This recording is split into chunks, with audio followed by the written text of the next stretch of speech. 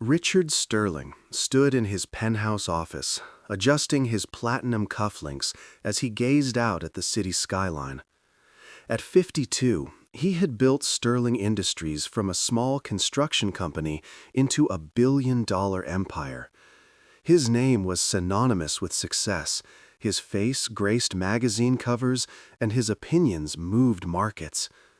Tonight would be another night of triumph at the annual charity gala, the most prestigious event of the social calendar. He turned to his secretary, Victoria Chen, who sat elegantly reviewing the evening's guest list. At 28, she was everything he believed represented success: polished, sophisticated, and stunning. Her designer dress hung perfectly on her frame, her makeup was flawless, and her presence commanded attention wherever they went. "The car will be here in 10 minutes, Mr. Sterling," Victoria said, her voice smooth and professional. "Perfect," Richard replied, checking his Rolex. "This gala is crucial. The Henderson Foundation is considering our partnership proposal, and I need to make the right impression." Victoria smiled knowingly. "You always do." What Richard didn't mention, what he had carefully avoided discussing for weeks, was the conversation he hadn't had with his wife. Margaret Sterling was at home, probably reading in their living room, unaware that her husband had decided she wouldn't be attending the gala with him. In his mind, it was a practical decision.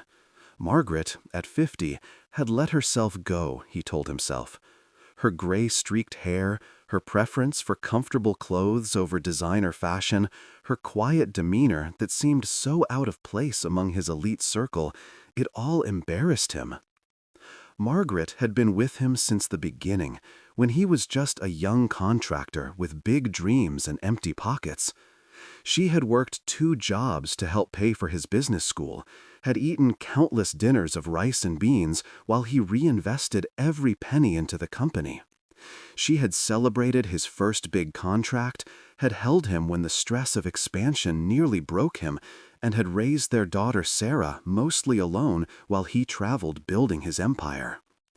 But those memories felt distant now, overshadowed by his obsession with maintaining the perfect image. In his world of power lunches and board meetings, Margaret felt like a relic from a simpler time, a reminder of who he used to be rather than who he had become. The elevator chimed as it arrived at their floor. Richard straightened his tuxedo jacket and offered Victoria his arm. "Shall we?" As they descended toward the lobby, Victoria broke the comfortable silence. "I'm still surprised Mrs. Sterling isn't joining us tonight. The charity work she does is remarkable." Richard's jaw tightened, almost imperceptibly. "Margaret prefers quieter evenings. This isn't really her scene." It was a lie, and they both knew it. Margaret had attended every major social event with Richard for years, had charmed donors and investors with her genuine warmth and intelligence. But Richard had convinced himself that her presence was now a liability, that she diminished rather than enhanced his image. The limousine waited outside, its black exterior gleaming under the building's lights.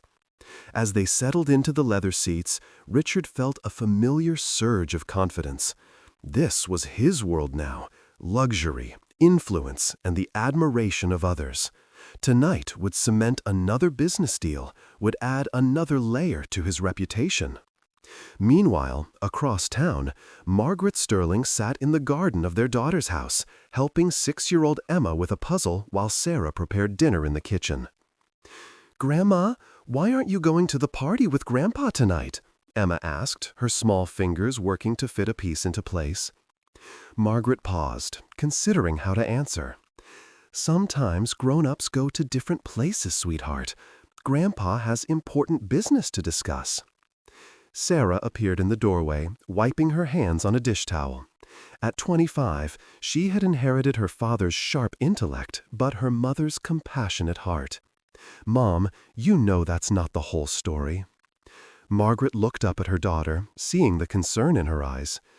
"It's complicated, honey." "No, it's not," Sarah said, sitting down beside them. "Dad's being an ass, and we both know it." Language, Margaret said automatically, glancing at Emma. Sorry, Emma. Grandpa's being a butthead. Emma giggled, and despite herself, Margaret smiled. That's not much better. Sarah reached over and took her mother's hand. You built that company with him, Mom. You sacrificed everything for his dreams. You deserve to be there tonight. Margaret had been having the same thought for weeks. She had helped draft the early business plans, had managed the books when they couldn't afford an accountant, had entertained clients in their tiny apartment when restaurant meals weren't in the budget. The success Richard celebrated tonight was as much hers as his.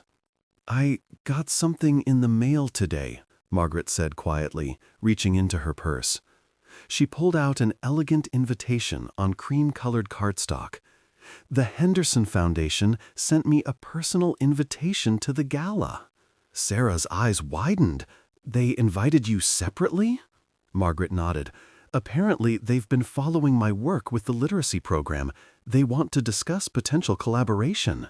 The Henderson Foundation was one of the most respected charitable organizations in the country, with resources that could transform Margaret's small community literacy program into something that could help thousands of children.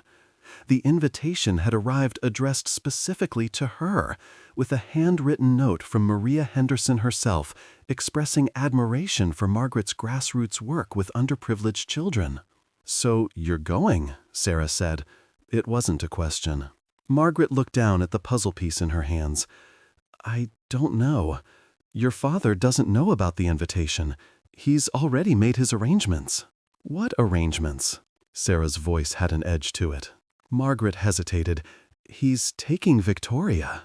The silence that followed was heavy. Emma continued working on her puzzle, oblivious to the tension, but Sarah's face had darkened. His secretary, Sarah said flatly. It's for business, Margaret said, but the words felt hollow. Sarah stood abruptly, pacing to the window. Mom, when are you going to stop making excuses for him? He's embarrassed by you, and it's disgusting. The words hit Margaret like a physical blow, partly because she knew they were true. She had seen the way Richard looked at her lately, the way he avoided introducing her to new business associates, the way he found reasons for her not to attend important events. He's worked so hard to build what we have, Margaret said quietly. What he has. When was the last time he included you in anything that mattered to him? Margaret couldn't answer because she couldn't remember. Somewhere along the way, Richard had begun treating her like an accessory that no longer matched his outfit, something to be hidden rather than displayed. I think you should go, Sarah said firmly. I think you should go to that gala and remind everyone, including Dad, of who you really are. At the Grandview Hotel, the annual charity gala was in full swing. The ballroom sparkled with crystal chandeliers, the walls were draped in gold fabric, and hundreds of the city's elite mingled in their finest attire. Richard moved through the crowd with practiced ease, Victoria on his arm, accepting congratulations on his latest business success and discussing potential deals. Richard Sterling, came a voice from behind them. Richard turned to see James Morrison, CEO of Morrison Financial, approaching with his wife Elena. James, Elena, wonderful to see you, Richard said, shaking James's hand and kissing Elena's cheek. Where's Margaret tonight? Elena asked, looking around. I was hoping to catch up with her. Richard's smile remained fixed. She's not feeling well tonight. Decided to stay home. Elena frowned with concern. Oh no, I hope it's nothing serious. She looked wonderful at the Patterson wedding last month. Just a headache, Richard said quickly, then gestured to Victoria. You remember Victoria, my executive assistant. The introduction felt awkward, and Richard could see the questions in their eyes. Victoria handled it gracefully, but Richard noticed how Elena's gaze lingered on her, clearly doing the math about the age difference and the implications. As they moved through the crowd, the same scene repeated itself. Person after person asked about Margaret, and Richard's explanations grew more strained. He began to realize that his wife was far more integrated into their social circle than he had thought, that people genuinely missed her presence. Richard, called out Senator Patricia Hayes, approaching with her husband, I don't see Margaret tonight. I was hoping to thank her personally for her testimony at the Education Committee hearing. Her insights on childhood literacy were brilliant. Richard blinked in surprise. Testimony? Oh yes, the senator continued. She was invited to speak about her community program. The committee was so impressed that we're considering incorporating her model into our statewide initiative. Didn't she tell you? I'm sure she mentioned it, she said diplomatically. But Richard was genuinely shocked. Margaret had testified before a Senate committee and hadn't told him? He realized with uncomfortable clarity that he had no idea what his wife did with her time anymore, that he had become so focused on his own success that he had stopped paying attention to hers. The evening continued, but Richard found himself distracted. Every conversation seemed to circle back to Margaret. Every person seemed to notice her absence. He began to feel less like he was making a strategic decision and more like he was disappointing people he needed to impress. "The evening's going well," Victoria said during a quiet moment between conversations. "Yes," Richard replied, though he wasn't sure he believed it anymore. At 8:30, as the formal program was about to begin, a murmur went through the crowd near the entrance. Richard looked over and felt his blood turn to ice. Margaret was walking through the ballroom doors. She wore a simple but elegant navy blue dress that Richard didn't recognize, her hair styled in a sophisticated updo, and while she didn't drip with jewelry like many of the other women present, she carried herself with a quiet dignity that immediately drew attention. More importantly, she was being escorted by Maria Henderson herself, the founder of the Henderson Foundation and one of the most respected philanthropists in the country. Richard's mouth went dry. He watched as Margaret moved through the room, stopping to greet people who seemed genuinely delighted to see her. She didn't look around for him, didn't seem to be searching for anyone. Instead, she appeared completely at ease, more confident than he had seen her in months. "Is that Mrs. Sterling?" Victoria asked quietly. Richard nodded, unable to speak. The woman across the room looked like his wife, but she seemed transformed, as if she had stepped out from under some shadow he hadn't realized was there. Maria Henderson raised her hand to get the room's attention. "Ladies and gentlemen, before we begin tonight's formal program, I want to take a moment to introduce someone very special. Margaret Sterling has been doing extraordinary work in our community, work that embodies everything our foundation strives to achieve." The room quieted, and Richard felt hundreds of eyes turning toward his wife. Margaret stepped forward slightly, and when she spoke, her voice carried clearly across the ballroom. "Thank you, Maria. When I started the neighborhood literacy program 3 years ago, I never imagined it would grow beyond helping a few children read. But sometimes the smallest actions create the biggest changes." Richard stared. When had Margaret become so poised in front of large groups? When had she learned to command a room like this? Margaret continued, "Tonight, I'm honored to announce that the Henderson Foundation has agreed to help expand our program to serve over 5,000 children across the state. We're going to build libraries, train volunteers, and ensure that every child has access to the magic of reading." The applause was thunderous. Richard watched in stunned silence as person after person approached Margaret to congratulate her, to shake her hand, to express admiration for her work. These weren't polite social pleasantries.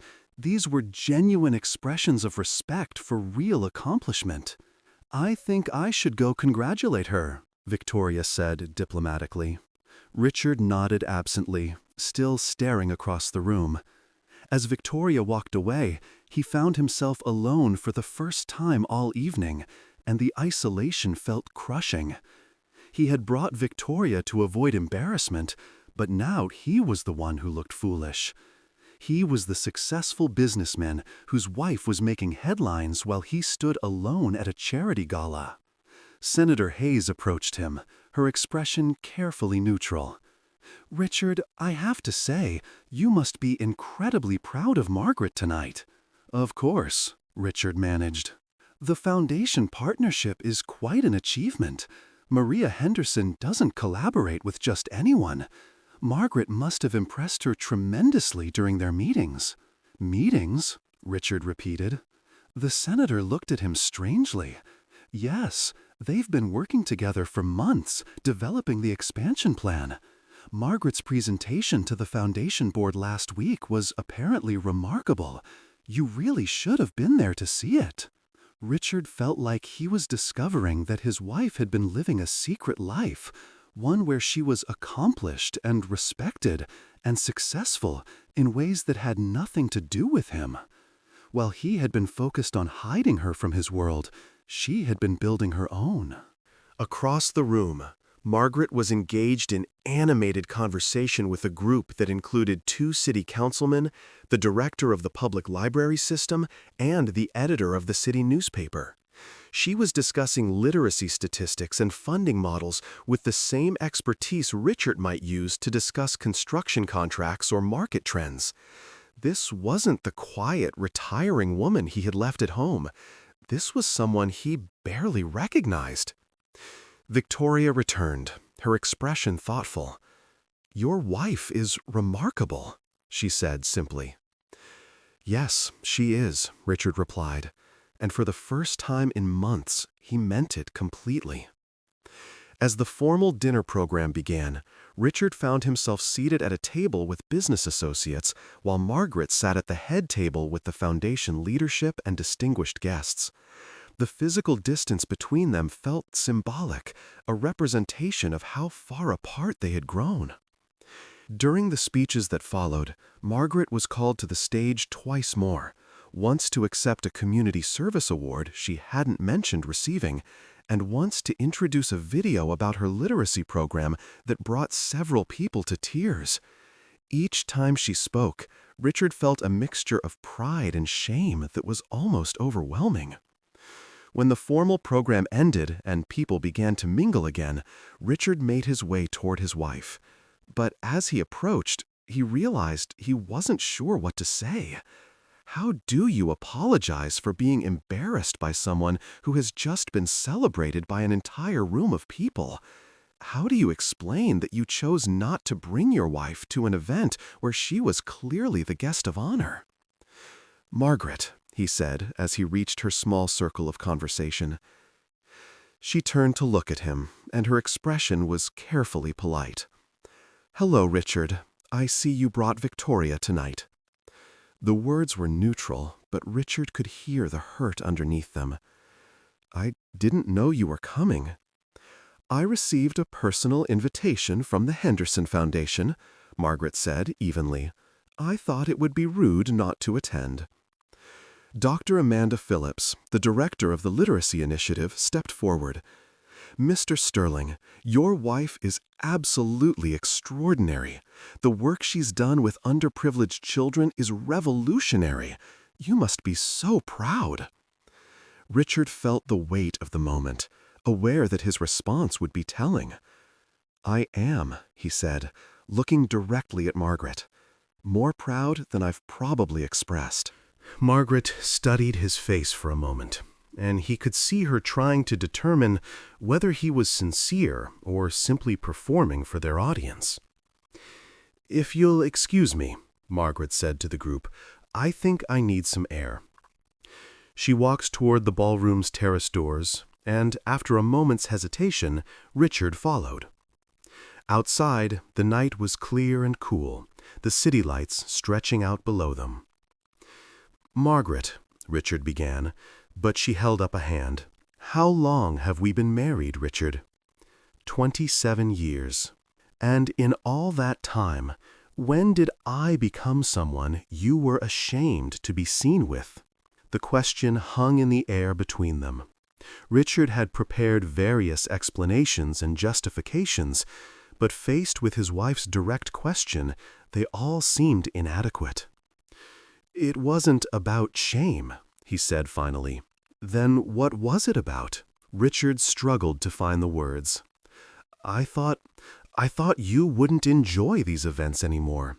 You always seemed uncomfortable at the formal occasions. Margaret turned to face him fully. I was uncomfortable because you were uncomfortable with me. Do you think I couldn't see it? The way you'd avoid introducing me to new clients? The way you'd find reasons for me to stay home from important dinners? The way you'd change the subject when people asked about me? Richard felt something crumble inside his chest. That wasn't my intention. Maybe not consciously, Margaret said. But somewhere along the way, you decided that the woman who helped you build your company wasn't good enough to stand beside you while you enjoyed its success. That's not true, isn't it? When was the last time you asked me about my work? When was the last time you celebrated one of my achievements? When was the last time you introduced me as your partner instead of just your wife? Richard couldn't answer because he couldn't remember. He had become so focused on his own image, his own success, that he had stopped seeing Margaret as a person with her own accomplishments and aspirations. I saw the testimony you gave to the Senate committee, he said quietly. Margaret looked surprised. How did you... Senator Hayes mentioned it. She said you were brilliant. I was terrified, Margaret admitted. I'd never spoken to a group that important before. But the work was too important not to try. Why didn't you tell me about it? Margaret was quiet for a long moment. When was the last time you asked me about my work? Really asked, not just polite conversation while you were reading email or preparing for a meeting. Richard thought back and realized he couldn't remember. Somewhere in his climb to success, he had stopped treating his wife as a person whose thoughts and activities mattered to him. The foundation partnership, he said, that's enormous. It is, Margaret agreed. It means we can help thousands of children who might otherwise slip through the cracks. Children like the ones I was tutoring when you were starting your business and couldn't afford to hire help. The reminder stung. Margaret had always worked with children, had always been passionate about education. But Richard had gradually dismissed it as a hobby, something pleasant but unimportant compared to real business. I made a mistake tonight, Richard said. Margaret looked at him skeptically. Just tonight? No, he admitted, not just tonight. I've been making the same mistake for months, maybe years. I convinced myself that you didn't fit into my world anymore. But the truth is that I was worried I didn't deserve to have someone like you in it. Someone like me? Someone genuine. Someone who cares about things that matter. Someone who hasn't lost sight of why success should matter in the first place. Margaret studied his face in the soft light from the ballroom. Richard, I never asked you to choose between your success and our marriage. I asked you to remember that I was part of the team that built that success. I know. Do you? Because tonight, you brought another woman to an event where I was the guest of honor. How do you think that felt? The pain in her voice hit Richard like a physical blow. He had been so focused on avoiding embarrassment that he had caused far greater embarrassment to the person who mattered most. Victoria doesn't mean anything, he said quickly. I know that, Margaret said. That's not the point. The point is that you were willing to hurt me to avoid imaginary judgment from people who, as it turns out, respect me more than I knew. Richard leaned against the terrace railing, feeling the full weight of his mistakes. Everyone asked about you tonight. Everyone. I had no idea how much you mattered to so many people. I matter to me, Margaret said simply. That should have been enough. They stood in silence for several minutes, watching the city below. Inside, the gala continued, but Richard felt like the real conversation was happening out here, in the space between what he had become and who he used to be. What happens now? he asked. Margaret considered the question. I don't know. A lot of damage has been done, Richard. This wasn't just about tonight. You've been pulling away from me for a long time, and I've been letting you, because I thought it would pass. I thought if I was patient enough, supportive enough, you'd remember why you married me. I do remember. Do you? Because the woman you married was ambitious and independent and smart. She had opinions and goals and dreams of her own. Somewhere along the way, you decided those things were inconvenient, that they didn't fit the image you wanted to project. Richard knew she was right. He had wanted a wife who would enhance his status without challenging it, who would be beautiful and charming but never overshadow him. He had tried to turn Margaret into an accessory rather than celebrating her as a partner. I want to fix this, he said. I don't know if you can fix it, Margaret replied, but maybe we can build something new, something based on who we are now rather than who we used to be. What would that look like? Margaret turned to face him.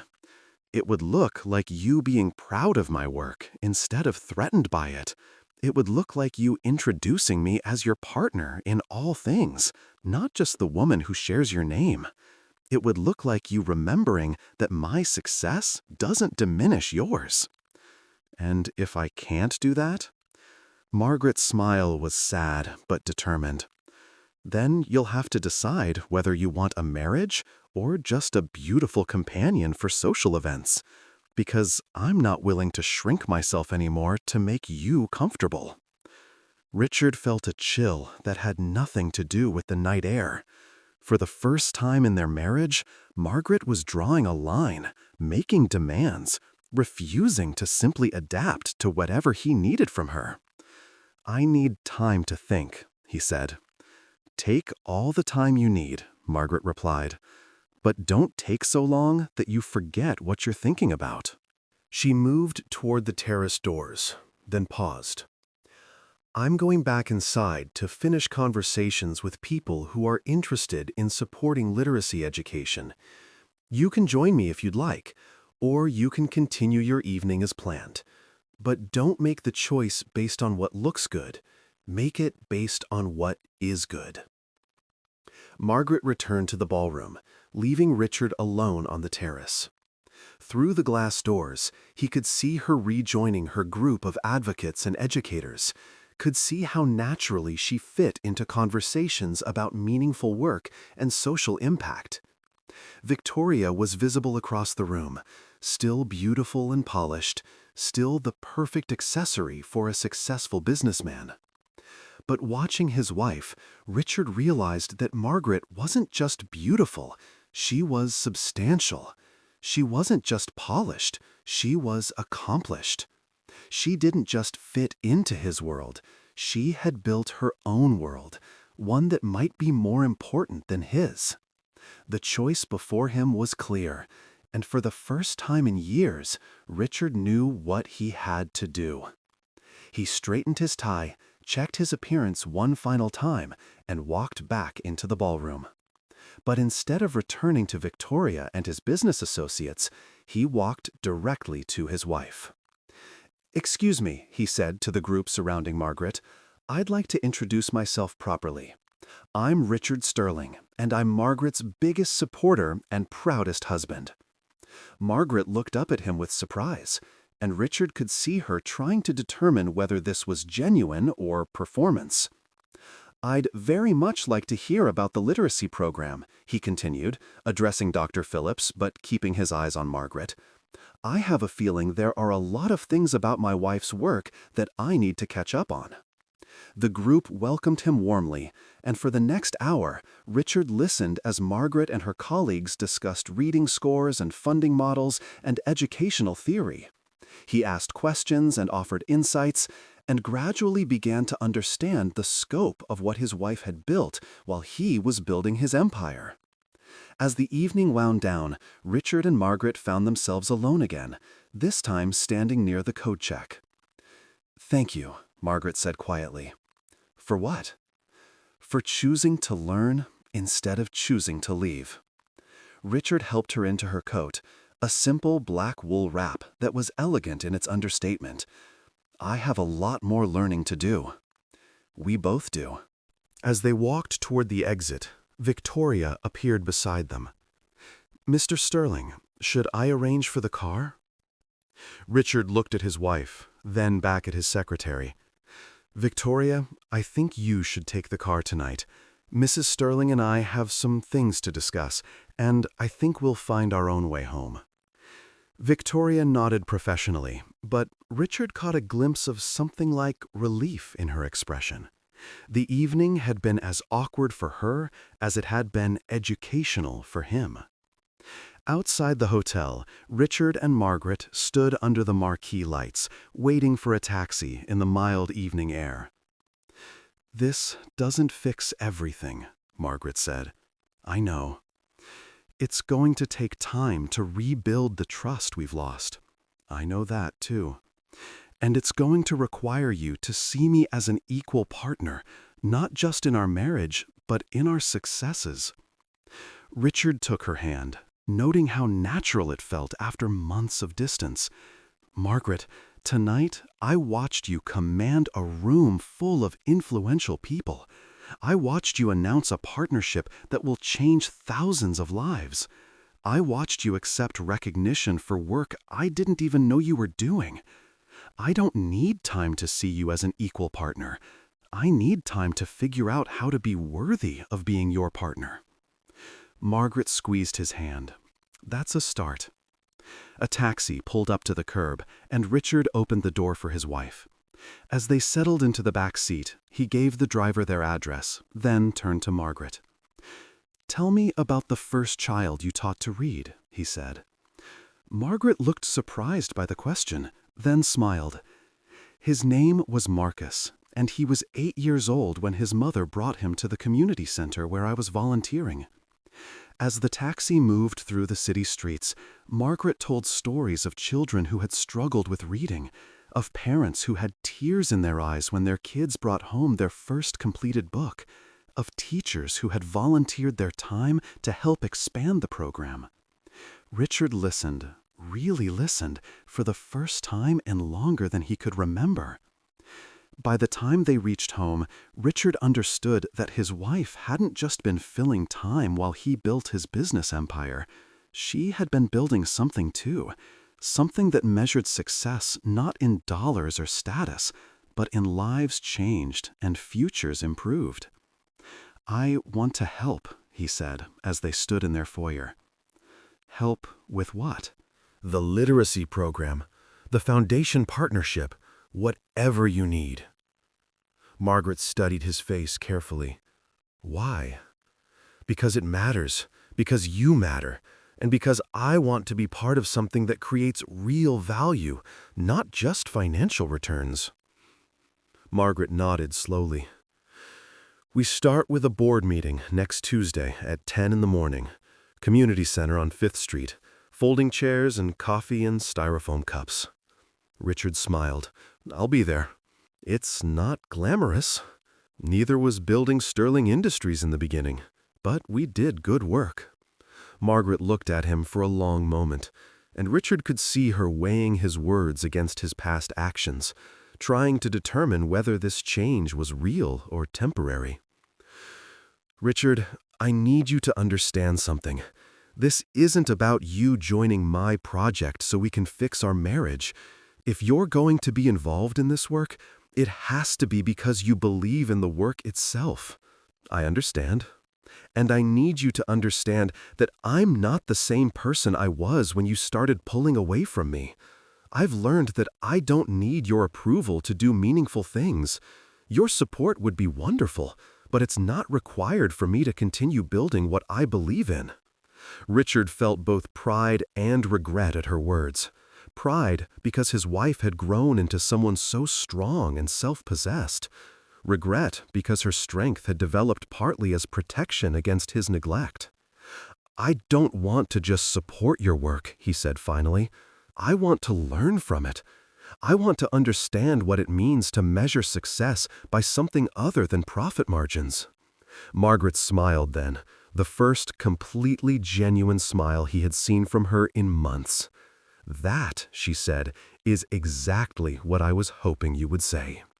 3 months later, Richard Sterling stood in a classroom at Roosevelt Elementary School, reading Where the Wild Things Are to a group of second graders, while Margaret worked with struggling readers at the back of the room. The Sterling Foundation's literacy program had expanded to 12 schools, funded through a combination of the Henderson Foundation partnership and a significant personal contribution from Sterling Industries. The newspaper article about the gala had focused not on Richard's business achievements, but on Margaret's educational work and the power couple's joint commitment to child literacy. The photo accompanying the article showed them working together with children, both wearing casual clothes and genuine smiles. Richard had been surprised to discover that this article had generated more positive business contacts than any previous feature about his company's financial success.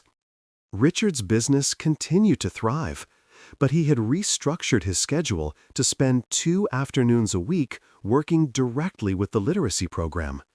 He had discovered that helping a child sound out words for the first time was as rewarding as closing a major construction deal, and that Margaret's respect for his work in the community mattered more to him than the admiration of business colleagues. Victoria had been promoted to a senior management position and no longer served as Richard's personal assistant.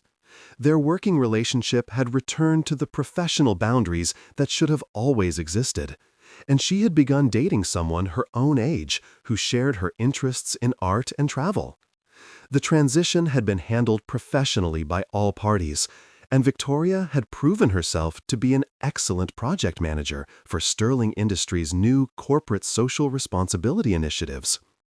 As Richard finished the book and watched the children return to their regular classroom activities, Margaret joined him near the reading corner.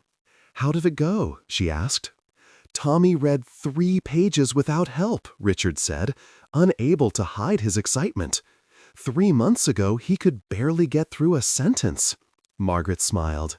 "He's been practicing with his grandmother every night. She comes to our adult literacy classes on Thursday evenings." "We're helping 3 generations in one family?" Reading changes everything, Richard. It opens possibilities that people didn't know existed. Richard looked around the classroom, at the colorful posters and small desks and evidence of learning everywhere.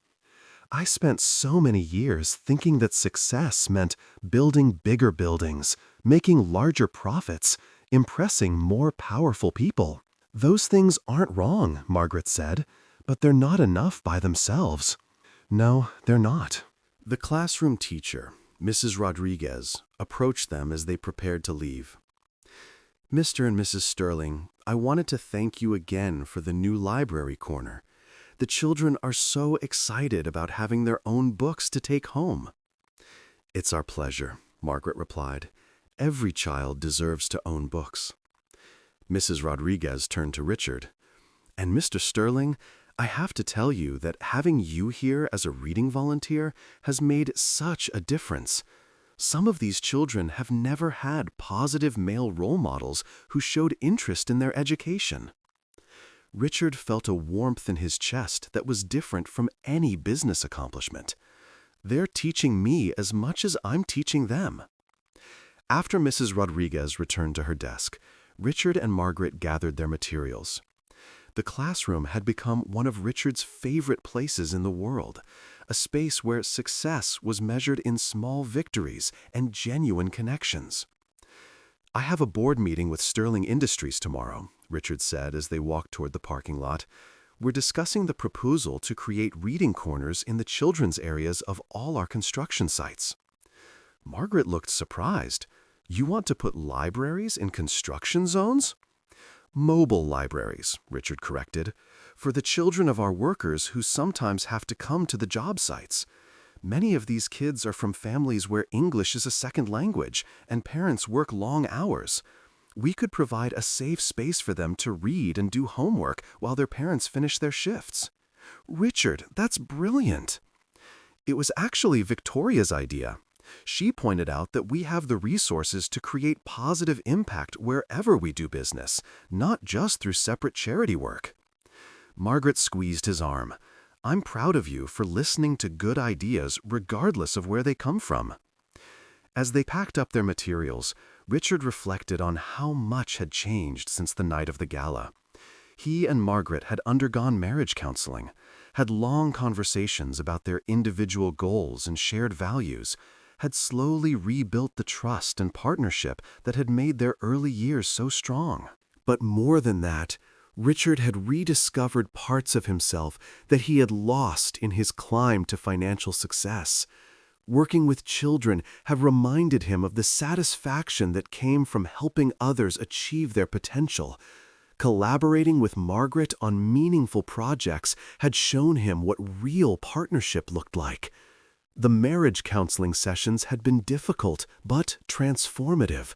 Dr. Patricia Chen, their therapist, had helped them understand how Richard's success had gradually created distance between them, and how Margaret had unconsciously enabled that distance by making herself smaller to accommodate Richard's changing needs. I have a confession to make, Margaret said as they walked toward the school parking lot. What's that? I was terrified that night at the gala. When I saw you there with Victoria, when I realized you hadn't even told me about the event, I almost left before anyone saw me. What made you stay? I realized that I was allowing your opinion of me to matter more than my own opinion of myself, and I decided that I had worked too hard and come too far to let anyone, even you, make me feel ashamed of who I had become. Richard stopped walking and turned to face his wife. I'm grateful you stayed, not just at the gala, but in our marriage. I don't deserve the second chance you've given me. It's not about deserving it, Margaret said. It's about both of us choosing to build something better than what we had. They reached their car, a sensible sedan that Richard had chosen to replace the ostentatious luxury vehicle he had previously driven. The change had been symbolic, but meaningful, representing his shift away from status symbols and toward practical choices that reflected his actual values. As he held the door for Margaret, she paused. Richard, do you ever miss it? The old life? The focus on image and status and other people's approval? Richard considered the question seriously. Sometimes I miss how simple it seemed. It's easier to measure success with bank statements and magazine covers than it is to measure whether you're actually making the world better. But I don't miss feeling empty. I don't miss going to bed every night wondering if anything I had accomplished actually mattered. And I definitely don't miss being married to someone I was ashamed to be seen with. Because now I'm married to someone I'm proud to be seen with, and even more proud to work alongside. Margaret kissed his cheek before getting into the car. That's good, because you're stuck with me for the long haul. As they drove home through the city streets, past construction sites with Sterling Industries signs, and community centers where their literacy programs operated, Richard felt a contentment he hadn't experienced in years. The radio was playing softly, and Margaret was reviewing notes from her meeting with the state education department about expanding the literacy program statewide. How many children are we serving now? Richard asked. Direct services to about 800 children, but the ripple effect is much larger. When you teach a child to read, you impact their entire family. When you train a volunteer, they go on to help dozens of other children. The Henderson Foundation estimates that our model could help over 50,000 children if we can secure funding for full statewide implementation. Richard felt a familiar surge of excitement, but it was different from the thrill of closing a business deal. This excitement came from the possibility of creating lasting, positive change in the lives of people who needed it most. What would full implementation require? About $12 million over 5 years, Margaret said. It sounds like a lot, but it's less than you spent on the Sterling Industries headquarters renovation. Richard laughed, and it would accomplish infinitely more than fancy office space. The foundation is prepared to match whatever we contribute, and they're confident they can secure additional grants once we demonstrate success at a larger scale. Then let's do it, Richard said without hesitation. Margaret, $12 million is a significant commitment, even for Sterling Industries. Margaret, 3 months ago, I was willing to spend $50,000 on a single evening of trying to impress people whose opinions don't actually matter to me. This would be the best investment I've ever made. They drove in comfortable silence for a few minutes, both thinking about the magnitude of what they were discussing. Richard realized that his wife had been having conversations about educational policy and funding strategies that were as complex as any business negotiation he had ever undertaken. But her focus was on creating value for society rather than generating profit for shareholders. "I want to tell you something," Richard said as they approached their neighborhood. "Last week, I had lunch with James Morrison." "The CEO of Morrison Financial?" "Yes. He asked me about the literacy program, said he was impressed by the coverage we'd received.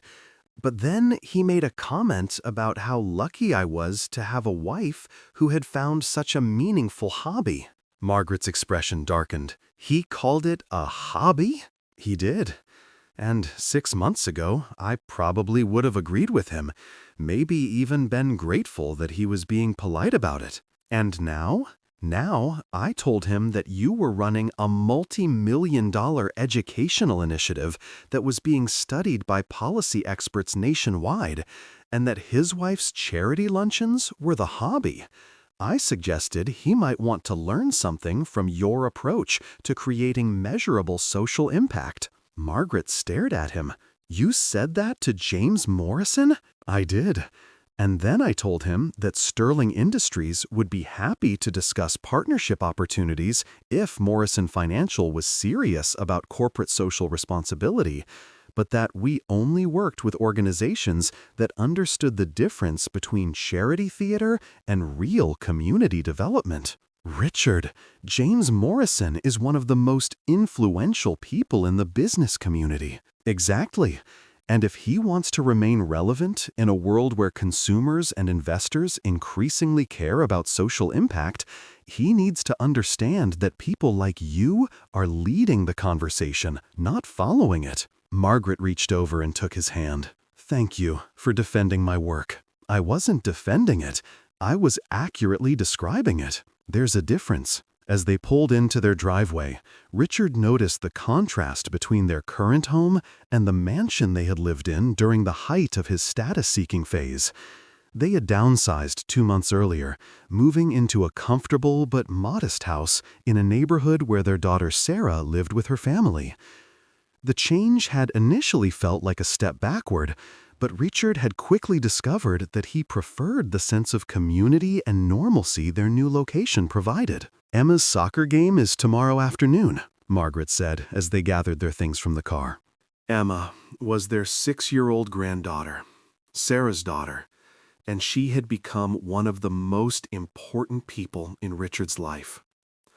Spending time with Emma had helped him understand what Margaret saw in working with children, the pure joy and possibility that existed in young minds.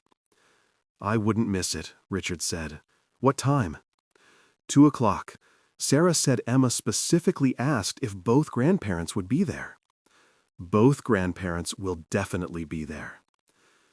Inside their house, Margaret went to the kitchen to start dinner, while Richard settled into his home office to review some documents for the next day's board meeting.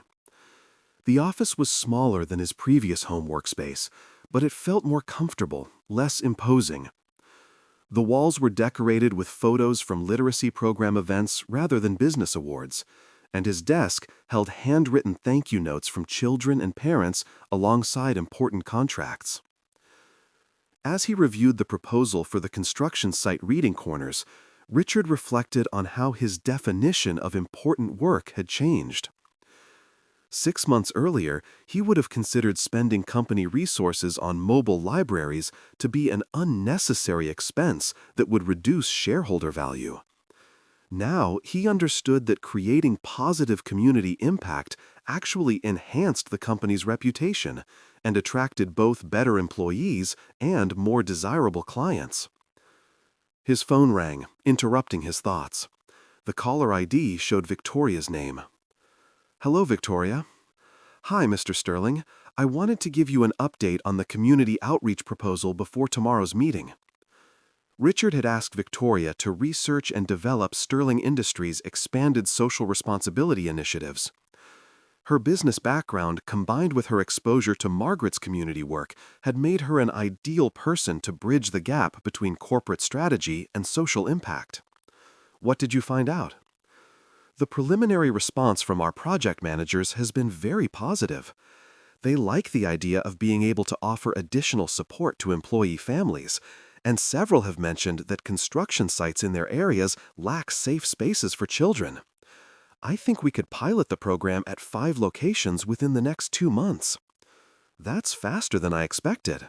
"The mobile units can be purchased or leased quickly, and Margaret's team has agreed to help develop the curriculum and train the staff. The bigger challenge will be ensuring consistent quality across different locations." Richard appreciated Victoria's attention to practical details. "What do you recommend?" "I think we should start with 3 sites where we have strong project managers who are enthusiastic about the program. Use those as testing grounds to work out any operational issues, then expand based on what we learn." "That sounds reasonable." "What about costs?" "Lower than anticipated. The mobile units are about $15,000 each, and staffing costs will be minimal because many of the parents have offered to volunteer in exchange for the service. Margaret estimates we could serve up to 60 children across 3 sites for less than $100,000 in the first year." Richard smiled. Working with Margaret had taught Victoria to think about return on investment in terms broader than immediate financial profit. The program would cost money up front, but would build employee loyalty, community goodwill, and positive publicity that would benefit Sterling Industries for years. "Excellent work, Victoria. Present this to the board tomorrow and make sure to emphasize the community development aspect alongside the employee benefits." "Will do. Oh, and Mr. Sterling, thank you for giving me the opportunity to work on this. It's been more rewarding than any project I've worked on before." After ending the call, Richard sat back in his chair and considered how much had changed for everyone involved since the night of the gala. Victoria had discovered that she was passionate about community development work. Margaret had gained recognition as a leading voice in literacy education. And Richard had learned that real success came from using his resources and influence to create positive change rather than simply accumulating more wealth and status. Margaret appeared in the doorway of his office. "Dinner's ready. How did I get so lucky?" Richard asked, standing up and moving toward her. "Lucky how?" "To be married to someone who knew what really mattered long before I figured it out." Margaret smiled. "You weren't lucky. You made good choices, eventually, and you were willing to admit when you had made bad ones." They walked together toward the kitchen, where Margaret had prepared a simple meal of grilled chicken and vegetables from their small garden. The dining room in their new house was much smaller than their previous formal dining space, but Richard preferred eating at the kitchen table where conversation felt more natural and intimate. "Tell me about your day," Richard said as they sat down to eat. Margaret began describing her meeting with state education officials about expanding the literacy program, and Richard found himself genuinely fascinated by the details of curriculum development and volunteer training protocols. 6 months earlier, he would have asked about her day out of politeness and then redirected the conversation toward his own work. Now he understood that Margaret's work was as complex and important as anything he dealt with in the business world. "The state is willing to provide matching funds," Margaret continued, "but they want assurance that we can maintain quality standards as we scale up. They've seen too many programs that worked well on a small scale but fell apart when they tried to expand. What kind of quality controls are they looking for? Standardized training for volunteers, regular assessment of student progress, and consistent reporting on outcomes. It's reasonable, but it means we'll need to develop more sophisticated administrative systems. Richard considered the challenge. That sounds like exactly the kind of operational problem that Sterling Industries deals with regularly. What if we dedicated some of our project management resources to help you build those systems? Margaret looked intrigued. You think corporate project management principles would apply to literacy education? Why wouldn't they? You're trying to deliver consistent results across multiple locations using trained volunteers and limited resources. That's essentially what we do with construction projects. But the outcomes are different. The outcomes are different, but the process challenges are similar. Training, quality control, resource allocation, performance measurement. These are problems we solve every day. Margaret nodded thoughtfully. That could actually work. And it would give your employees experience with social impact projects, which could be valuable for company morale and recruitment. Richard felt the familiar excitement of solving a complex problem. But this time, the problem was how to help more children learn to read, rather than how to build a bigger building or secure a larger contract. After dinner, they settled into their living room with coffee and the evening news. The local news program was covering a story about education funding, and Margaret watched with the focused attention of someone who understood the implications of policy changes. That budget cut is going to affect the after-school programs, Margaret said, pointing at the television. How so? Those programs serve a lot of children who are struggling with reading. If they lose funding, those kids won't have anywhere to go for help, and they'll fall further behind. Richard considered this. Could our literacy program help fill that gap? Possibly, but it would require a different model. After-school programs need more comprehensive support than just reading tutoring. What would comprehensive support look like? Margaret turned to face him fully.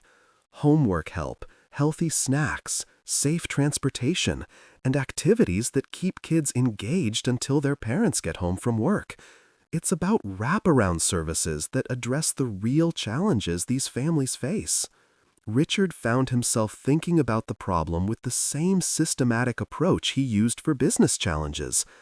What would it take to pilot that kind of comprehensive program?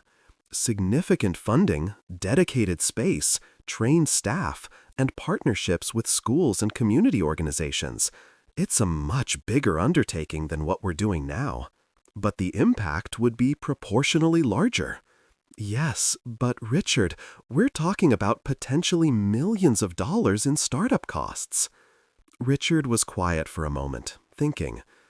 What if Sterling Industries developed a community center as part of our next mixed-use development project? Instead of just commercial and residential space, what if we included dedicated space for after-school programming? Margaret stared at him. You're talking about fundamentally changing how you approach development projects. I'm talking about developing projects that create community value alongside economic value. What if, instead of just building places where people shop and live, we built places where communities could thrive? The conversation continued late into the evening, with Margaret describing successful community development models from other cities, and Richard analyzing the business feasibility of incorporating social services into commercial development projects.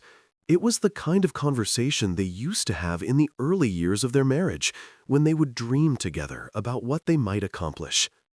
By bedtime, they had outlined a preliminary plan for what they were calling the Sterling Community Development Initiative, a new division of Sterling Industries that would focus on mixed-use projects incorporating education, healthcare, and social services alongside traditional commercial and residential development. This could change everything, Margaret said as they turned off the lights. Everything how? The way communities are built, the way businesses think about their social responsibility, the way families access services they need. You could pioneer a completely new model for urban development. Richard felt both excited and daunted by the scope of what they were discussing. It would require hiring people with expertise we don't currently have, developing new partnerships, probably restructuring how we finance projects. Are you ready for that level of change? Richard thought about the question seriously. 6 months earlier, he would have been focused on the risks and complications of such a major strategic shift. Now he found himself energized by the possibility of creating something genuinely innovative and beneficial. "I think I'm ready for that level of impact," he said finally. The next morning, Richard woke early and spent an hour in their small garden, thinking about the conversation from the night before. The garden had been Margaret's idea when they moved to the new house, and Richard had initially seen it as a pleasant hobby. But he had gradually discovered that growing vegetables gave him a sense of satisfaction that was different from any of his previous hobbies or interests. There was something deeply rewarding about nurturing something from seed to harvest, about creating value through patience and consistent care rather than aggressive strategy and competitive advantage. The garden had become a metaphor for how he was trying to approach both his marriage and his work, focusing on sustainable growth rather than quick results. Margaret joined him outside with 2 cups of coffee. "You're up early." I was thinking about our conversation last night. Having second thoughts? Having additional thoughts. I want to propose the Community Development Initiative to the board today, alongside the mobile library program. Margaret looked surprised.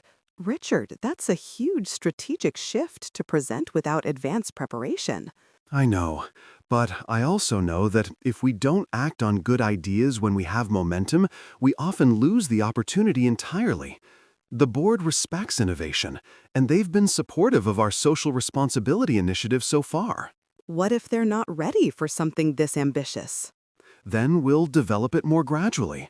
But I think we owe it to ourselves and our community to at least explore the possibilities.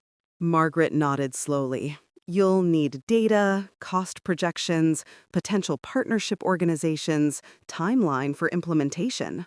Can you help me develop that information? Richard, I have meetings all day about the statewide literacy expansion. I know, but this could be connected to that work. What if the Sterling Community Development Initiative became a testing ground for educational programs that could then be scaled up statewide?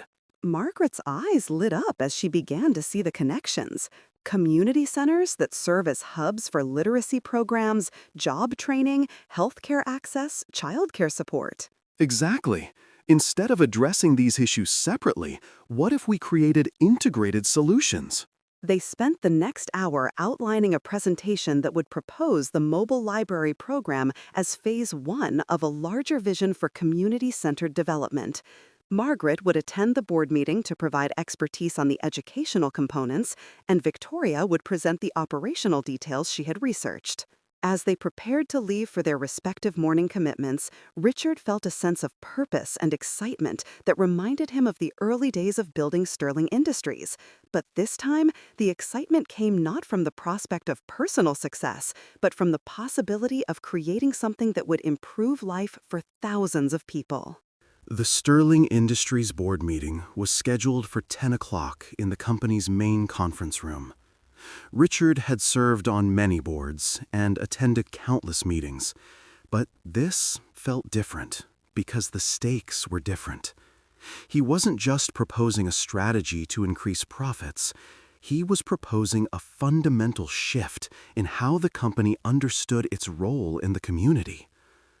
The board members began arriving at 9:45. James Chen, the chief financial officer, Maria Santos, the head of operations, David Park, the director of business development, and 3 outside board members who brought expertise in finance, legal issues, and strategic planning. These were people Richard had worked with for years, people who trusted his judgment, but who also had responsibilities to shareholders and employees.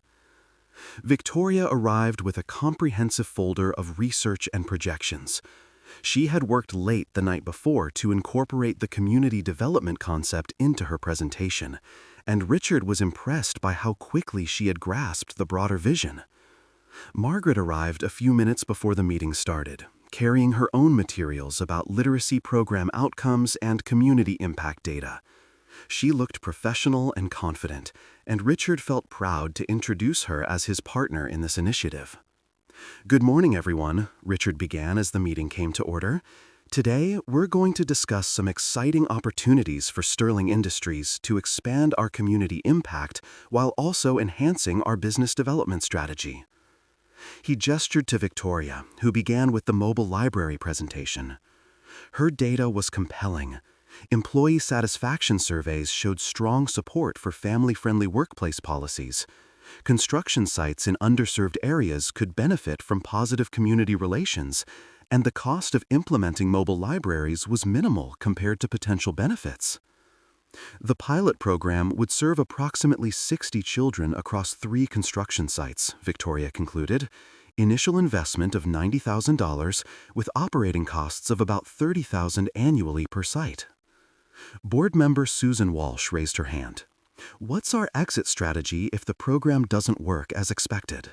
The mobile units retain resale value, and the community goodwill generated would benefit Sterling Industries regardless of program duration, Victoria replied. "But based on Margaret Sterling's experience with similar programs, we expect demand to exceed our capacity rather than the reverse."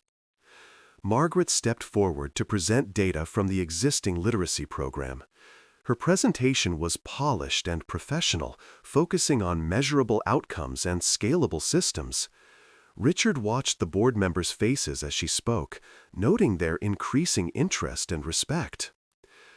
"Reading improvement among participating children averages 18 months of progress during 12 months of programming," Margaret said. "Parent engagement in children's education increases dramatically, and family stability measures show significant improvement." David Park leaned forward. "Mrs. Sterling, these results are impressive. How confident are you that this model would work in the more transient environment of construction sites?" "That's actually an advantage," Margaret replied. "Many of these families move frequently for work, so they struggle to access consistent educational support. A mobile program that travels with construction projects could provide stability that these children currently lack." Richard felt a surge of pride watching Margaret field questions with expertise and confidence. The woman he had once thought didn't belong in business meetings was demonstrating knowledge and skills that impressed seasoned executives. After the mobile library discussion concluded with unanimous board approval, Richard stood up to present the larger community development concept. "The mobile library program represents a new way of thinking about our role as a construction and development company," he began. "What if, instead of just building structures, we built communities? What if our projects created not just economic value, but social value?" He outlined the concept of mixed-use developments that incorporated community services alongside commercial and residential space. The initial investment would be higher, but the long-term benefits could include premium rental rates, lower vacancy rates, positive publicity, and access to grants and tax incentives available for projects with social impact components. "I'm proposing that we establish a community development initiative within Sterling Industries," Richard continued.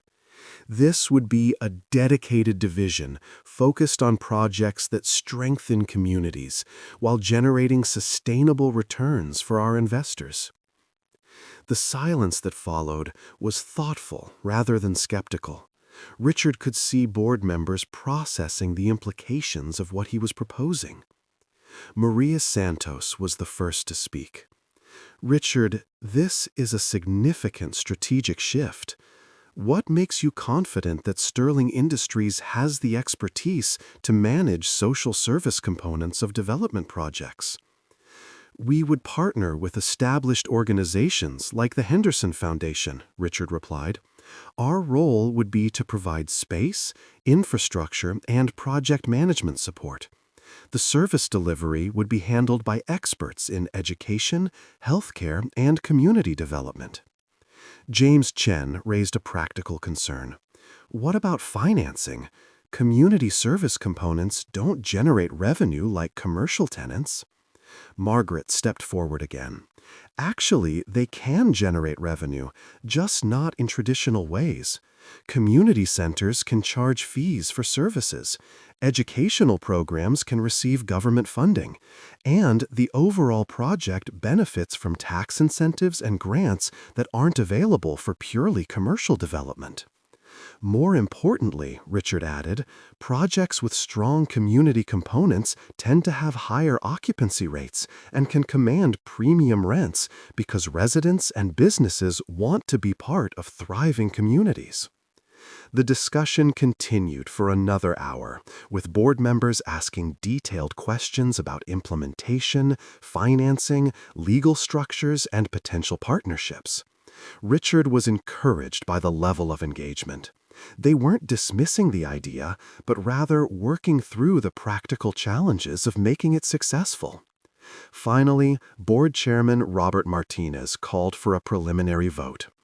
I think we have enough information to approve moving forward with development of a detailed proposal. Richard, I'd like you to work with Maria and David to create a comprehensive plan for board review within 60 days. If the numbers work and we can identify strong community partners, I'm optimistic about approving a pilot project. The vote was unanimous in favor of continued development. As the meeting concluded, board members approached Margaret to ask additional questions about her literacy work and to express interest in visiting program sites to better understand the model they were considering replicating. Walking out of the building together, Richard felt elated. That went even better than I hoped. "Your board is impressive," Margaret said. "They asked tough questions, but they were genuinely interested in making it work." Victoria joined them in the parking lot. "Mrs. Sterling, thank you so much for your presentation. I learned more about community development in the last 2 hours than I did in 4 years of business school." "You did excellent work on the research, Victoria. This wouldn't have been possible without your preparation." As they stood together outside the Sterling Industries headquarters, Richard looked at the 2 women who had helped him envision a completely different future for his company and his life. Margaret, the wife he had once been ashamed to be seen with, had just impressed a boardroom full of executives with her expertise and vision. Victoria, the secretary he had once thought of primarily in terms of her appearance, had proven herself to be a thoughtful strategist and capable project manager.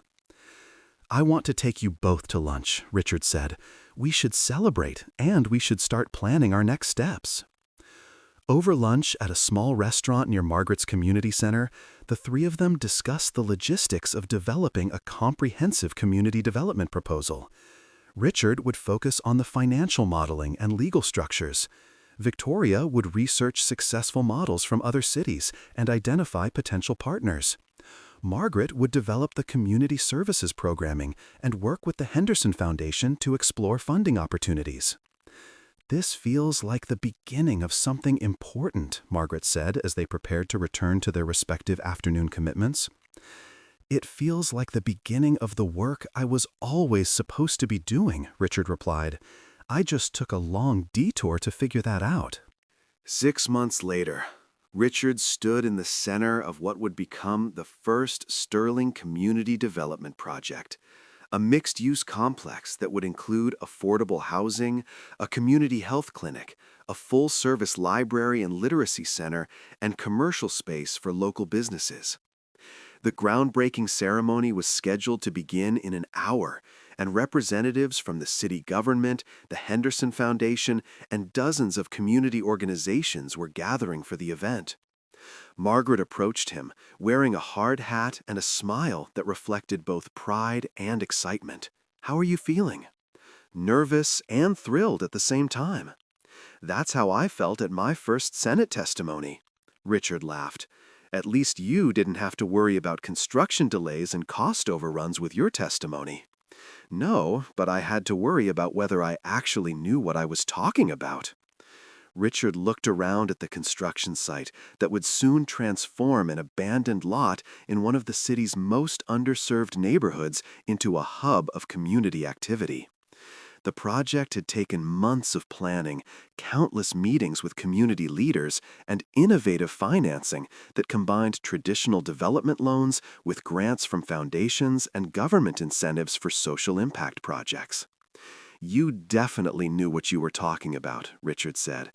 This whole project exists because you understood what communities actually need. The Sterling Community Development Initiative had become Richard's primary focus within Sterling Industries. The company's traditional construction business continued to thrive under the leadership of his management team, but Richard had discovered that community development work engaged him in ways that purely commercial projects never had. Victoria approached them, tablet in hand, looking every bit the professional project manager she had become. The mayor's office just confirmed that she'll be here for the ceremony. Channel 7 is sending a news crew, and the Henderson Foundation is bringing their board of directors for a site tour after the speeches. How are we doing on the community center programming? Richard asked. Margaret's literacy program will launch 6 weeks after we complete construction on that section, Victoria replied. The health clinic has confirmed their lease agreement and will begin seeing patients as soon as we receive final occupancy permits. The small business incubator has 12 entrepreneurs ready to move into the commercial spaces. Richard nodded, impressed as always by Victoria's attention to detail. Her role as Director of Community Development had allowed her to combine her business skills with her growing passion for social impact work. And the housing component? Fully pre-leased to families from the waiting list, preference given to single parents, seniors on fixed incomes, and workers whose jobs are located near public transportation lines. Margaret smiled. Victoria, I'm constantly amazed by how much you've learned about community development in such a short time. I had an excellent teacher, Victoria replied, gesturing toward Margaret. Plus, this work is so much more interesting than traditional property management. Every decision we make affects real families and their opportunities. As they talked, Richard noticed a familiar figure approaching from the parking area. James Morrison, the CEO of Morrison Financial, was walking toward them with his wife Elena. Richard felt a moment of tension, remembering their last conversation about Margaret's hobby. "Richard, Margaret," James called out as he reached them. "I hope we're not intruding, but Elena insisted we come see what you're building here." Elena Morrison stepped forward with genuine enthusiasm. "Margaret, when I heard about this project, I had to see it for myself. The concept of integrating community services with housing and commercial development is brilliant." Richard watched Margaret's face light up as she began explaining the project's design and programming. Elena listened with the focused attention of someone genuinely interested in learning, asking thoughtful questions about sustainability, accessibility, and long-term community impact. James, meanwhile, seemed to be reassessing his previous dismissive attitude. "Richard, I have to admit, when you first mentioned this initiative, I thought you were getting sidetracked from core business operations, but the financial projections Victoria sent over are impressive." "The numbers work because the model works," Richard replied. "When you build something that truly serves community needs, demand exceeds supply and occupancy rates stay high. More importantly," Margaret added, "the families who live here will have access to services that can help them improve their economic stability. Children will have safe places to study and play. Parents will have access to health care and job training. And small business owners will have affordable commercial space in a supportive environment." Elena looked around the construction site with obvious respect. "Margaret, how did you learn so much about community development?" "By listening to the people who live in these communities and understanding what they actually need rather than what outsiders think they should have." James seemed genuinely curious now. What's the biggest difference between this approach and traditional affordable housing development? Margaret's response was immediate and passionate. Traditional affordable housing often isolates low-income families in areas with limited access to services, jobs, and opportunities. This model creates mixed-income communities where families at different economic levels live side by side, and everyone has access to education, healthcare, and economic development resources. Richard felt familiar pride watching his wife explain complex concepts to successful business leaders who were clearly learning from her expertise.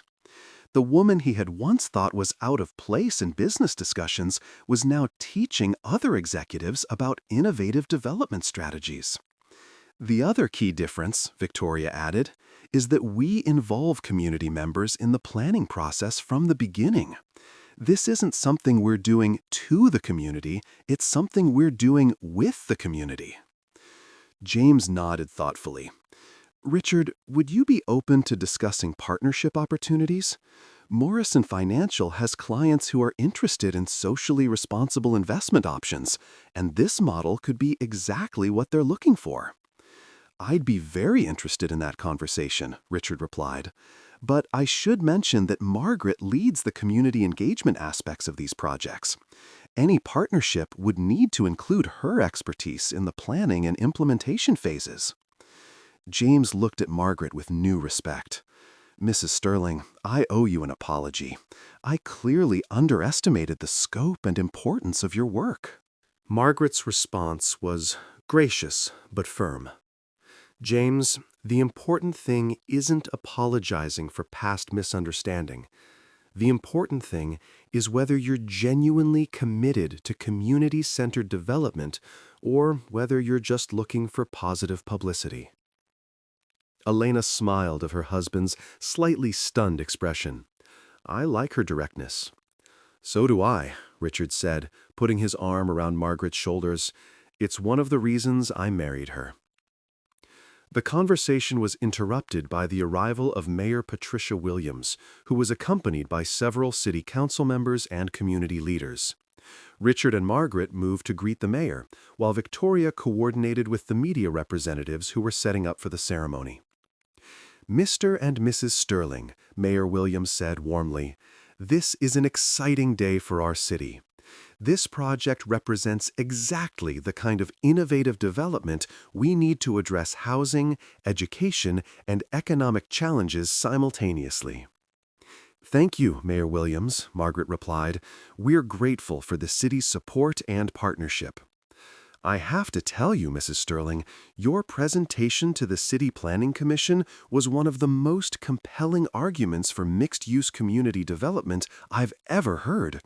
You clearly understand both the challenges our residents face and the solutions that can actually work. Richard watched the interaction with admiration. Margaret had become as comfortable with elected officials and community leaders as she was with children and families. Her expertise was recognized and respected across all levels of the community development ecosystem. The groundbreaking ceremony began with brief remarks from Mayor Williams, followed by presentations from the Henderson Foundation and several community organizations that would be operating programs in the completed development. When Margaret was introduced to speak, the applause was enthusiastic and sustained. 18 months ago, Margaret began, Richard and I were focused primarily on our individual work. He was building Sterling Industries, and I was running a small literacy program.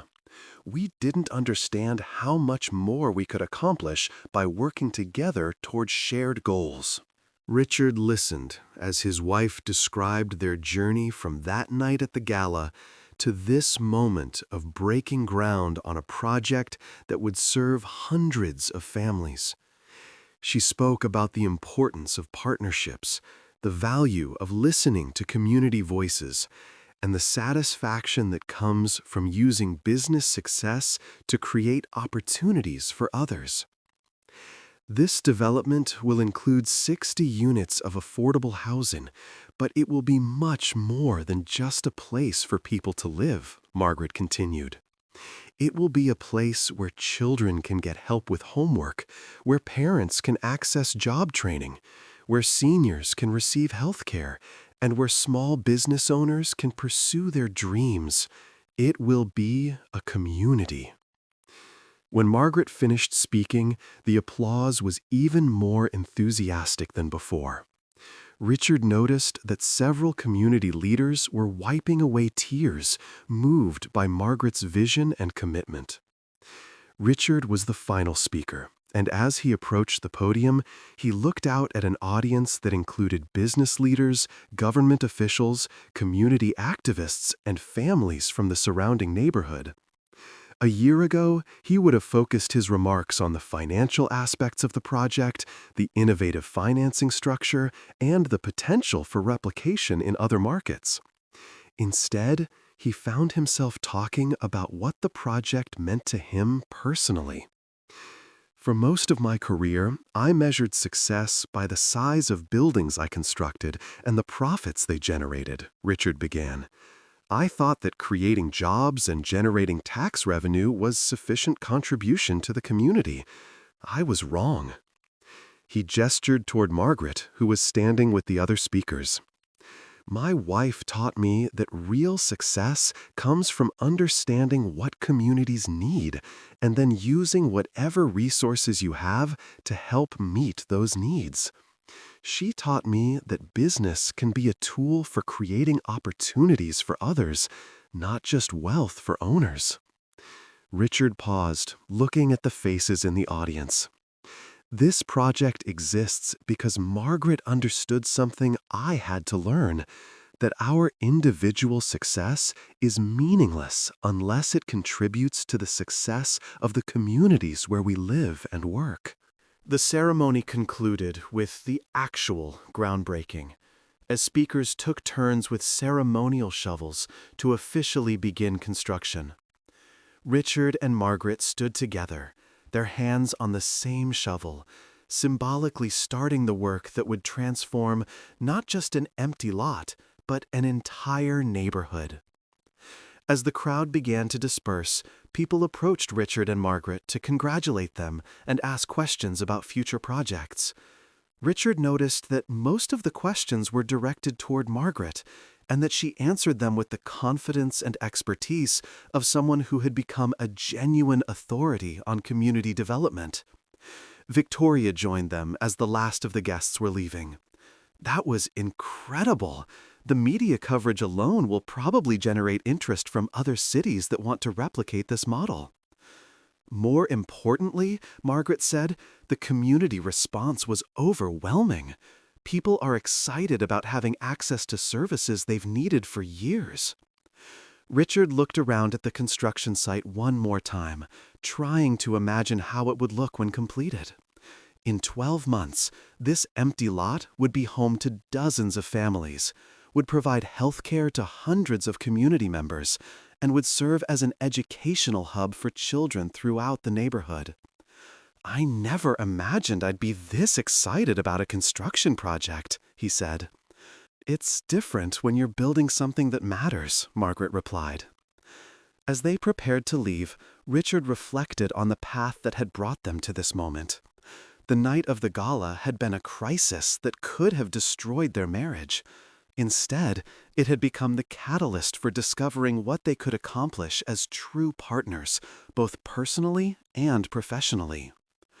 The drive home took them through several neighborhoods where Sterling Industries had completed traditional development projects over the years.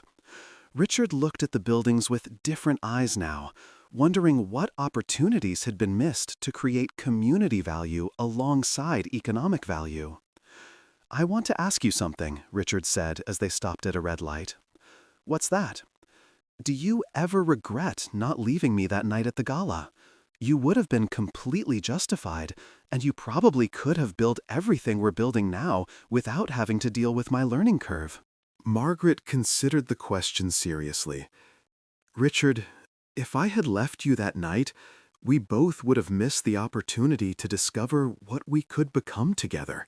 You would have continued building successful businesses without understanding their potential for community impact.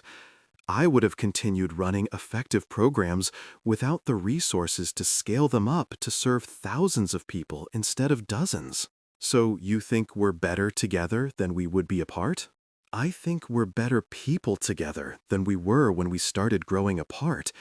But that's only true because we both chose to change, to learn, and to prioritize our partnership over our individual egos. As they pulled into their driveway, Richard noticed their neighbor, Mrs. Chen, working in her garden. She waved enthusiastically, and Richard rolled down his window. "We saw you on the news tonight," Mrs. Chen called out. "The whole neighborhood is so proud of what you and Margaret are doing." "Thank you, Mrs. Chen. That means a lot. My granddaughter Jessica is so excited about the literacy program. She wants to be a volunteer tutor when she gets older."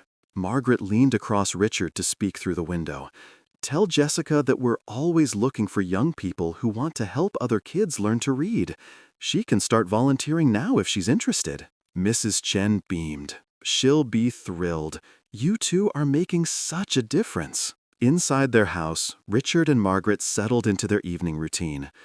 Richard reviewed some documents for upcoming Sterling Industries projects, while Margaret worked on curriculum development for the literacy programs that would operate in the new community center.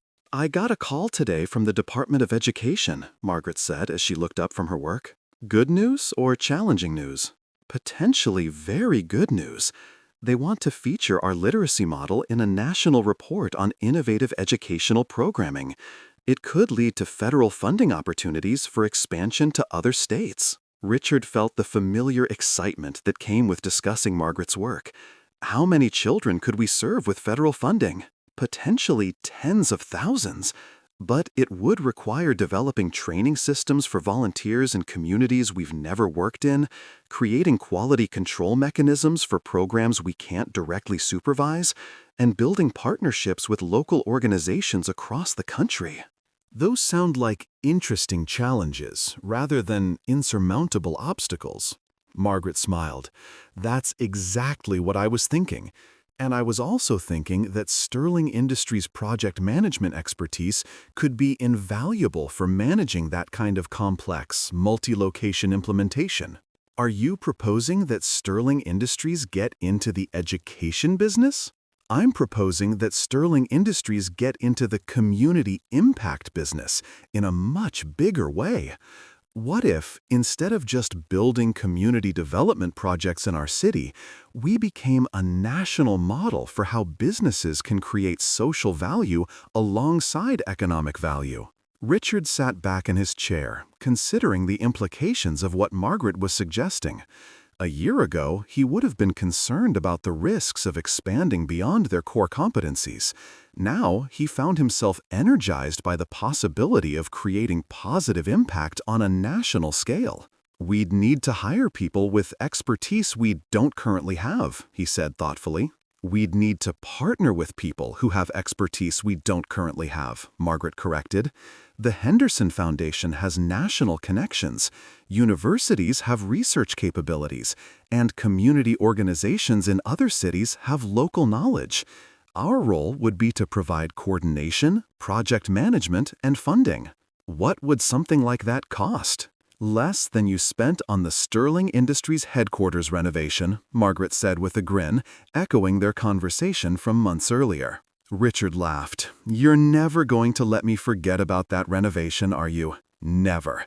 It's a perfect example of how much money we can waste when we focus on image instead of impact." They continued their conversation late into the evening, sketching out possibilities for national expansion of their community development model. By bedtime, they had outlined a preliminary plan for what they were calling the Sterling Community Impact Institute, a nonprofit organization that would help businesses, foundations, and government agencies develop integrated approaches to addressing community challenges. "This could be the most important work we ever do," Margaret said as they turned off the lights. "It already is the most important work I've ever done," Richard replied. "Everything else was just preparation." The next morning brought a phone call that would test their commitment to the principles they had been developing. James Morrison was calling with a specific partnership proposal that would provide significant funding for Sterling community development projects, but would require compromises that Margaret was not sure she could accept. "Richard, I've discussed your community development model with our investment committee," James said over the speakerphone in Richard's office. "We're prepared to commit $50 million to fund similar projects in 5 additional cities." Richard looked at Margaret, who was listening carefully to the conversation. "That's a substantial commitment, James. What would Morrison Financial expect in return?" "Standard return on investment, of course, plus some modifications to your model that would make the projects more attractive to our investors." Margaret leaned forward. "What kind of modifications?" "Well, Mrs. Sterling, our investors are concerned about the mixed-income housing component. They'd prefer to focus on market-rate housing with some affordable units, rather than the 50-50 mix you're planning." Richard felt Margaret tense beside him. The mixed-income housing model was fundamental to their approach because it prevented the creation of isolated low-income communities. "James, the mixed-income model is essential for creating sustainable communities," Margaret said firmly. "Market-rate housing developments with token affordable units don't address the systemic issues we're trying to solve." "I understand your perspective, but our investors need to see competitive returns. Market-rate housing generates more revenue per unit." Richard found himself at a crossroads. Morrison Financial's $50 million could accelerate their community development work by years, could help them serve thousands more families. But accepting the funding would require compromising the principles that made their model effective. "What other modifications are you suggesting?" Richard asked. "We'd like to see less space dedicated to community services and more space for commercial tenants who can pay higher rents. The literacy centers and health clinics are admirable, but they don't generate sufficient revenue to justify the square footage." Margaret's expression had grown increasingly concerned as the conversation continued. Richard could see her weighing the potential benefits of expanded funding against the costs of compromising their approach. "James, can we have some time to consider your proposal?" Richard asked. "Of course, but I should mention that our investment committee meets next week, and they have other projects they're considering if this doesn't work out."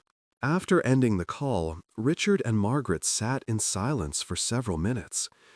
The decision before them was more complex than simply accepting or rejecting funding. It was about defining what kind of organization they wanted Sterling Community Development to become. "What are you thinking?" Richard finally asked. "I'm thinking that this is exactly the kind of choice that will determine whether we create something meaningful or whether we just create another development company with better marketing," Margaret replied. $50 million could help us serve a lot more families. $50 million with strings attached could force us to serve families less effectively. Richard, if we compromise on mixed-income housing, we're creating segregated communities. If we reduce community services space, we're building housing without the support systems that help families achieve economic stability." Richard understood Margaret's concerns, but he also understood the practical challenges of funding community development projects without traditional investor support. What if we could find ways to make the projects financially viable without compromising the core model? How?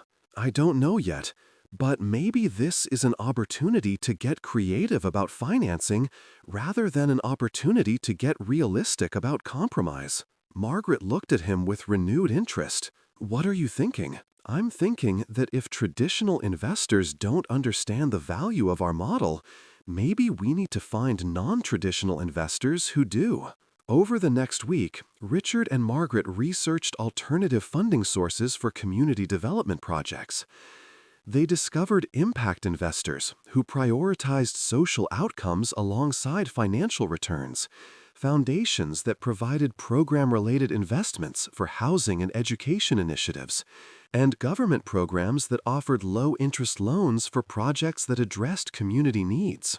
More importantly, they discovered that their first community development project had attracted attention from organizations across the country that were interested in replicating their model. The combination of affordable housing, community services, and small business support was being studied by urban planners, social workers, and policy experts as a potential solution to multiple community challenges simultaneously. "We don't need Morrison Financial," Margaret announced one evening as she reviewed funding research at their kitchen table. "We don't? We need partners who share our values and understand our goals.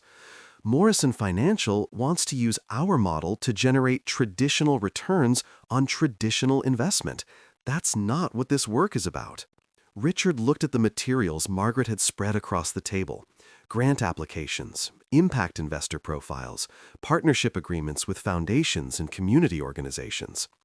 "This looks like a lot more work than accepting one large investment." "It is a lot more work, but it's also a lot more likely to result in projects that actually serve communities effectively." Margaret was right, and Richard knew it. Building sustainable funding for community development work would require patience, creativity, and commitment to values over convenience. But the alternative was compromising everything they had learned about what made their approach effective. "So, we turned down Morrison Financial? We turned down Morrison Financial's $50 million, and we accept Morrison Financial's smaller investment in our existing project, if they're still interested in learning about community development without trying to change our model."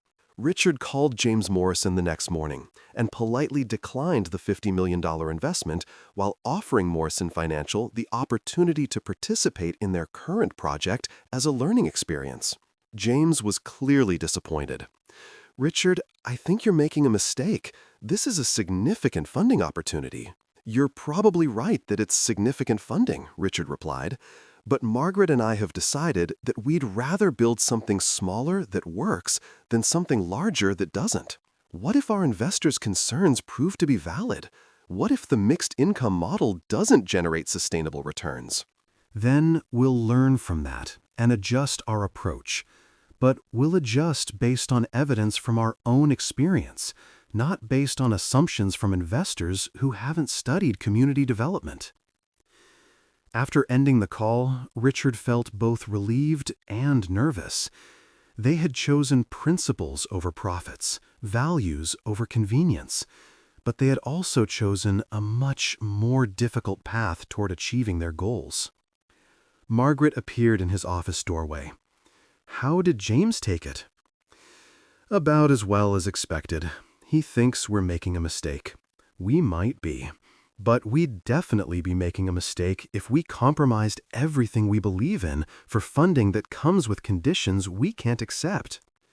6 months later, Sterling Community Development had secured funding for 3 additional projects through a combination of impact investors, foundation grants, and innovative financing structures that allowed community members to participate in project ownership. The funding was more complex to manage than a single large investment would have been, but it came without compromises to their community-centered approach. The first Sterling Community Development project had been completed and was operating at full capacity. The mixed-income housing had a waiting list of families hoping to move in. The community health clinic was serving over 800 patients monthly, and Margaret's literacy program was operating at twice its originally planned capacity due to demand from families throughout the surrounding neighborhoods. More significantly, the project had become a model that was being studied and replicated by organizations in 12 other cities. Urban planning programs were sending graduate students to study the integration of housing and community services. Policy experts were using data from the project to advocate for changes in housing and education funding priorities. Richard stood in the completed community center, watching Margaret conduct a training session for volunteer literacy tutors who had come from 3 different states to learn their model.